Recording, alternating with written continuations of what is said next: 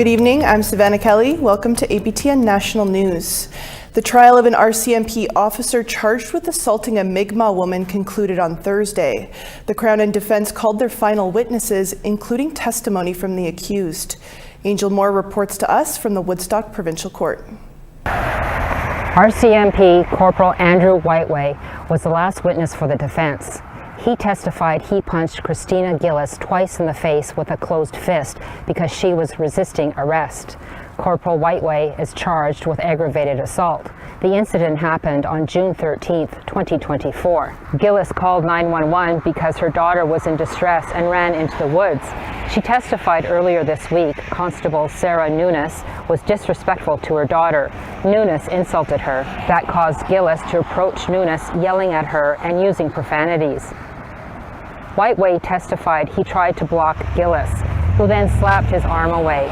He told Gillis she was under arrest, and she took a swing at him and missed. He pushed Gillis to the ground and tried to handcuff her, but Gillis struggled. Whiteway testified Gillis struck his lower left lip, so he punched her in the face twice. Gillis testified she was struck multiple times and was defending herself. RCMP use of force expert Constable Bill Scribner also testified. He said that Whiteway's use of force was reasonable, but he also said that Nunes' unprofessional conduct escalated the situation, and if that didn't happen, we wouldn't be here today. Closing arguments are scheduled for March 11th. Angel Moore, APTN National News, Woodstock, New Brunswick. Over 4,000 people remain displaced from their homes in Pimicikamak Cree Nation after a state of emergency was declared December 29th. Evacuees in Thompson, Manitoba are currently facing additional stress with hotels in the city due to a major hockey tournament. The sporting event is scheduled in Thompson this week, and in a statement from Manitoba Kuwait-Nawi Okamakinak, they say there is a concern that families may face a second displacement. MKO says that they are urging hotel owners and operators in Thompson to ensure evacuees are not being forced from their rooms to make way for incoming visitors. In a letter addressed to Premier Wab Kinew and other ministers, Chief David Munias says that he is requesting an order requiring hoteliers to facilitate without resistance and to provide necessary supports. The letter also states that hoteliers should be prohibited to refuse to accommodate evacuees. An update now on the fire that destroyed the historic Manwin Hotel in Winnipeg early Wednesday. The blaze affected a shelter and food bank essential to the area called Main Street Project, or MSP. Operating in buildings on either side of the Manwin Hotel, MSP was forced to evacuate and close due to the fire in efforts to extinguish it. In a statement Thursday, MSP said they are thankful their buildings are still standing. They say the shelter experienced minimal damage and hopes to reopen sleeping services Friday night after a deep clean. Their administrative buildings suffered more extensive damage, and MSP estimates a large portion of food and clothing donations will be unsalvageable. It won't be able to operate its food bank or take donations at this time. MSP is, however, accepting monetary donations and say other shelters like Salome Mission or Nadinawaymak are accepting clothing donations on their behalf. Young children, seniors, and youth aging out of the child welfare system are the focus of Manitoba's new 5-year poverty reduction strategy. The provincial government says supporting these vulnerable groups will not only tackle poverty today, but prevent intergenerational poverty in the future. Together we can and we will build a Manitoba where every child grows up with hope, every youth steps into adulthood with confidence, and every senior and elder ages with dignity. Families Minister Nahani Fontaine says the Pathways Forward strategy addresses the root causes of poverty.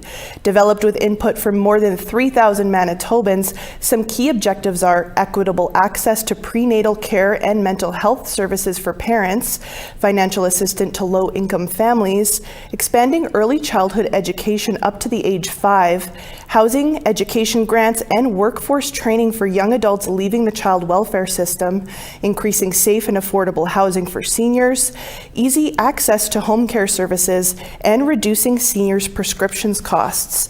Selena Starling recently aged out of provincial care. She likes the NDP's government strategy. When I grew up in the foster care system, I didn't have a hope or belief that I would have a tomorrow. It was what happened today. I wasn't living, I was surviving a system that wasn't meant to take care of me. I didn't know if I would grow up to have a job, to have a home, to have a community, to have people alongside me. I grew up in a place where I was fighting for my life every single day. And so when we see strategies like this, where we are mentioned, where there's actual strategies that are taking our lives into consideration, it means something so much more than just the words. A constitution is supposed to be a First Nations highest law, outlining everything from legal rights, financial accountability, and governance responsibilities.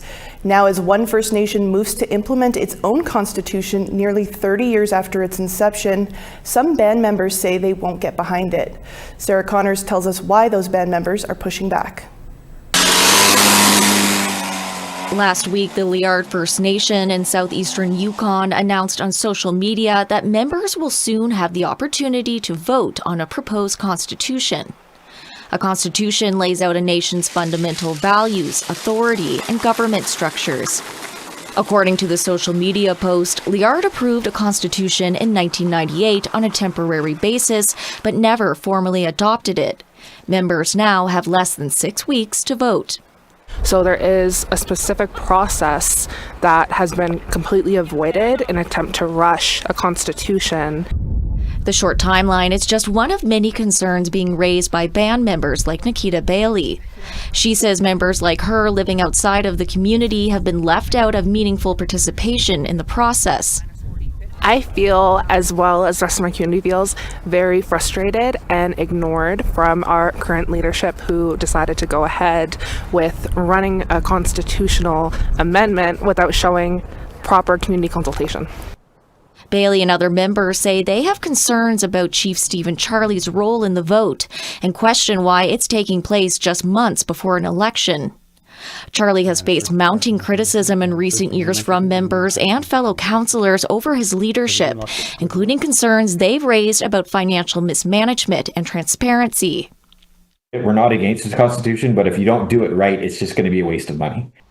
According to the Day-Ludena Council, a sub-council of Liard located around 20 kilometers south of Watson Lake in northern British Columbia, the vote is not legitimate. They say the process didn't include an elected constitution committee, accessible meetings, or proper notice, issues they claim are violations of due process. The council says it's now considering taking legal action. Guaranteed, mark my words, it's going to be a landslide of no's, because of the absolute disarray and zero involvement of the people from the beginning. If they so decide that they don't want to support this, they can vote no. But Chief Charlie isn't backing down. He says he hasn't had any involvement in the process and the vote is legally sound.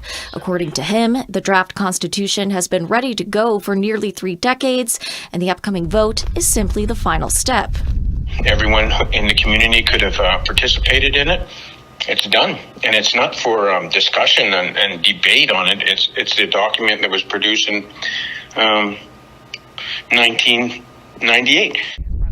For Bailey, the vote is just the latest example of what she believes is poor leadership. We are on a path to self-destruction, not self-governance. The First Nation is planning an online vote that closes on February 22nd. Sarah Connors, APTN National News, Whitehorse.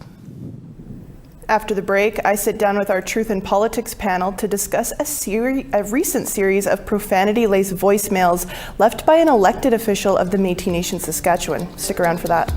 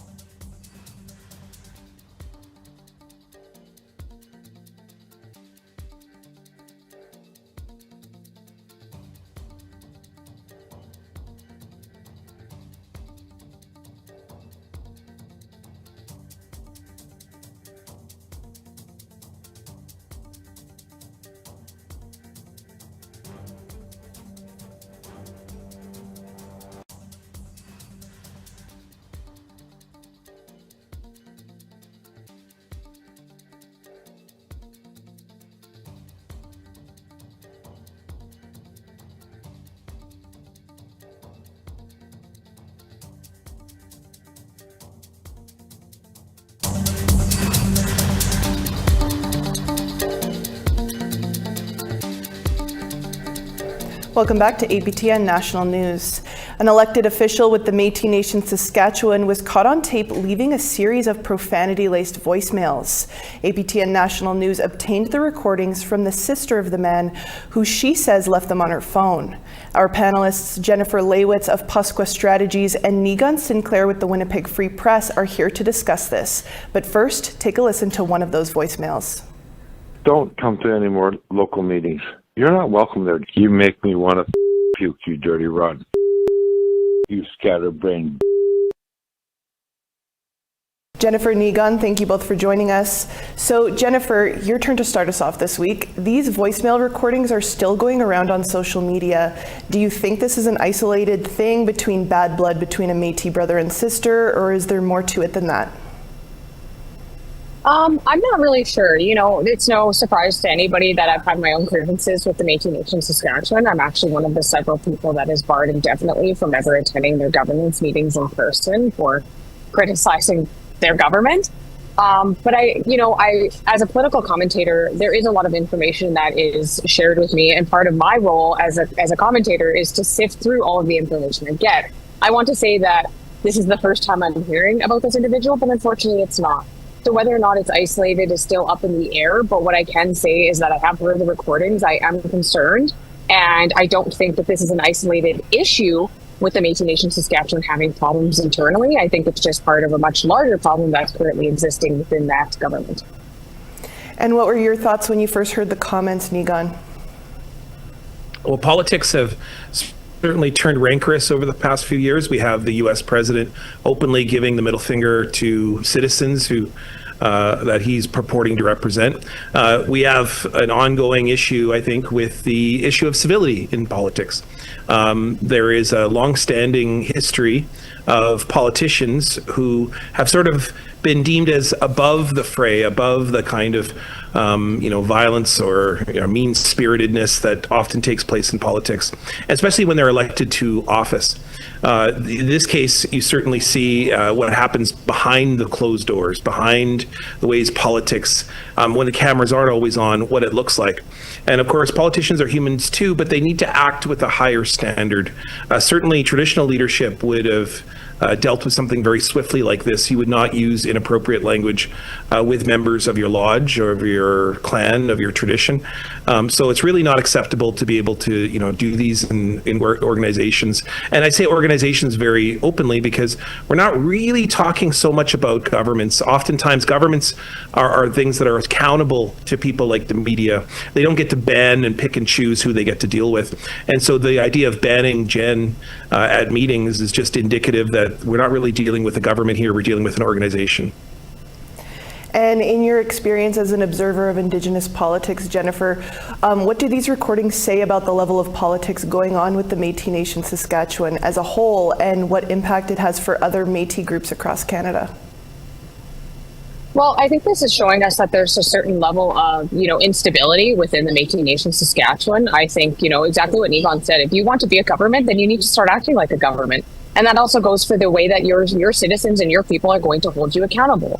And what is really interesting is that it almost expands beyond just Métis people as well, because as we know, the federal government does send a considerable amount of money over to the Métis Nation Saskatchewan. So there's also that piece of who are they all accountable to? Are they also accountable to the federal government and also to people outside of them, including taxpayers of this country? But I think we're seeing, a much larger issue here. And, part of the reason when they banned us is saying, we really want our spaces to be respectful and peaceful and positive and all these wonderful things. But I can say that I've never talked to somebody like that. You're not going to find voicemails or recordings of me ever speaking to somebody like that. But I'm not allowed in those spaces. But rather, I get to now see a man that has talked to somebody that way, including his own family, which in Métis and First Nations politics, a lot of us are all related. So that excuse doesn't really get to fly when at any point you could start using the excuse, oh, it's just a family thing.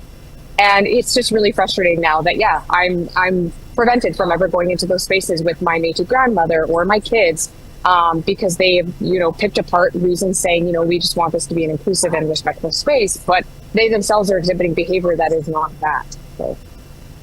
Nigan, since the voicemails have gone public, the Métis Nation of Saskatchewan has removed the elected official from his portfolio and chair positions.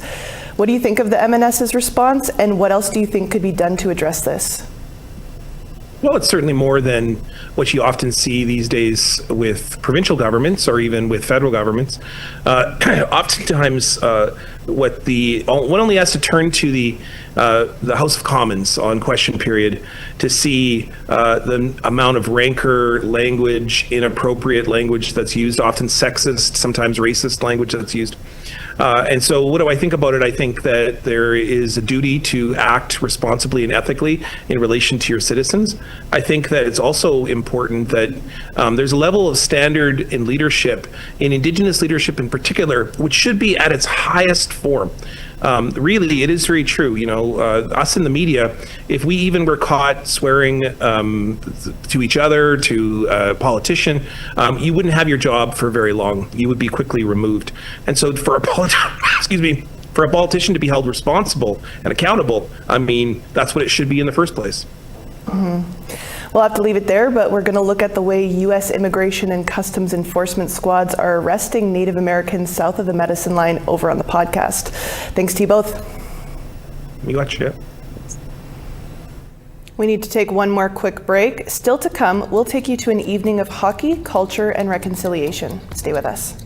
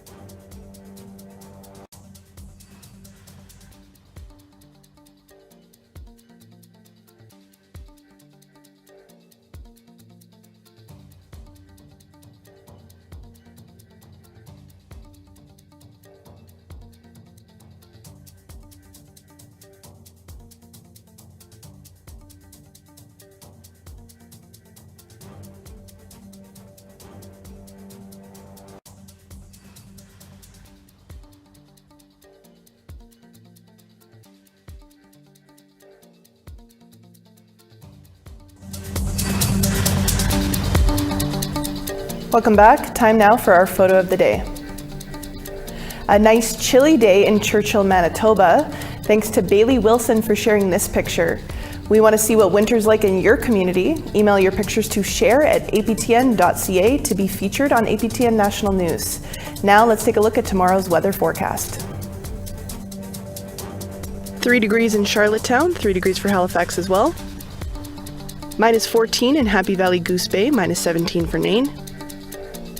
Val-d'Or -11 and sunny there, Montreal -10. London snowy and -2, North Bay -7. Elliott Lake snowy and -8, Kapuskasing -9. Churchill -16 and sunny, -12 for God's Lake. Brandon -15 and sunny, Princess Harbour -17. Estevan sunny and -12, North Battleford -12 as well. Minus 26 for Uranium City and minus 13 in Meadow Lake. Minus 10 in Cloudy and Peace River, minus 15 for Fort McMurray. Red Deer, minus 1 in Sun, minus 2 for Medicine Hat. Plus 2 in Penticton, minus 1 for Kamloops. Sunny and minus 9 in Fort Nelson, minus 4 for Smithers. Watson Lake, minus 11 in Sunny, minus 9 for Mayo. Wrigley, sunny and minus 25, Yellowknife, minus 28. Paulatuck, minus 30 and sunny there, Sax Harbor, minus 31. Baker Lake, sunny, minus 32, Nauyat, minus 23. Clyde River, sunny and minus 25, snowy and minus 6 for Iqaluit. First Nation communities joined the Belleville Senators for their Indigenous Communities Night on the weekend. It was an evening for the Sens fans to celebrate Indigenous history, culture, and reconciliation. Annette Francis joined the celebration and shares some of the highlights. A sellout crowd filled the seats at the CAA Arena in Belleville, where Natasha Fisher sang the national anthem. As well, many had some new Sens merchandise to celebrate Indigenous Communities Night. These indigenized jerseys were created by Mohawk artist Brent Beauchamp, which were worn during the game. Although he was not at the game, Beauchamp said it was great to incorporate his Mohawk culture into the Sens logo.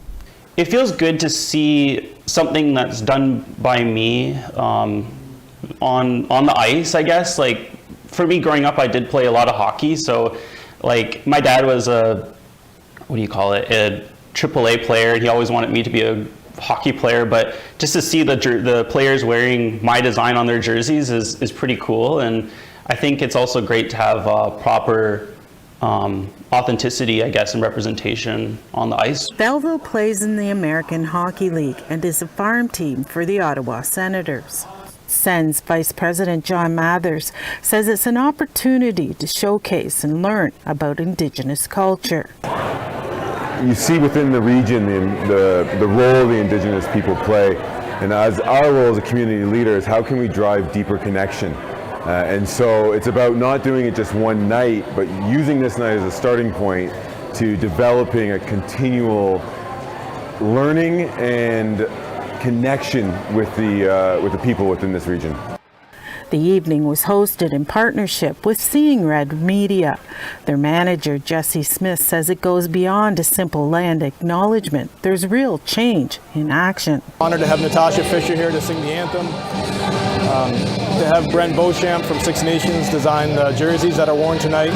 We've got a lot of great comments on the jerseys already. And to know that the proceeds from fundraising from the jerseys are going to go to the Mohawk Language School at Tandaniga is very meaningful. Along with that, you know, the puck fundraiser are going to go to the youth Little NHL team from Alderville. Alderville's youth play in the Little NHL tournament in March.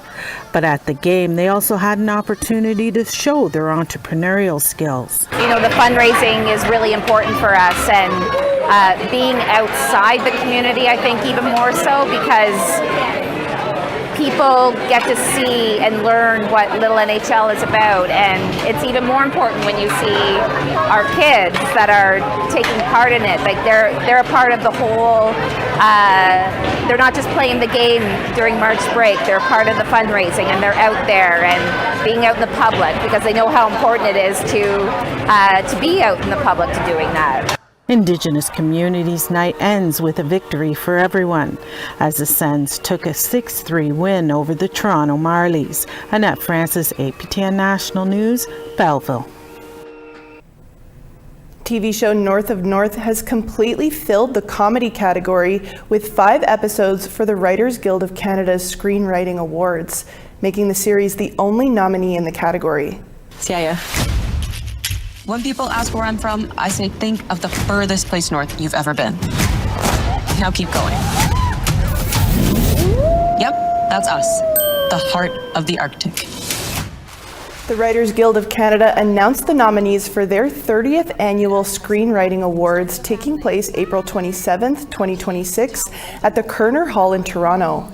Under the comedy category, North of North has been nominated for 5 different episodes, filling the category completely. Out of the 5 nominated episodes, 7 writers are being recognized. North of North had a successful first season and has been renewed for a second. It can be streamed on APTN+. It is with heavy hearts that we share that APTN News founding director Dan David has passed on to the spirit world. He died on Monday, January 12th. We are still learning the circumstances around his death.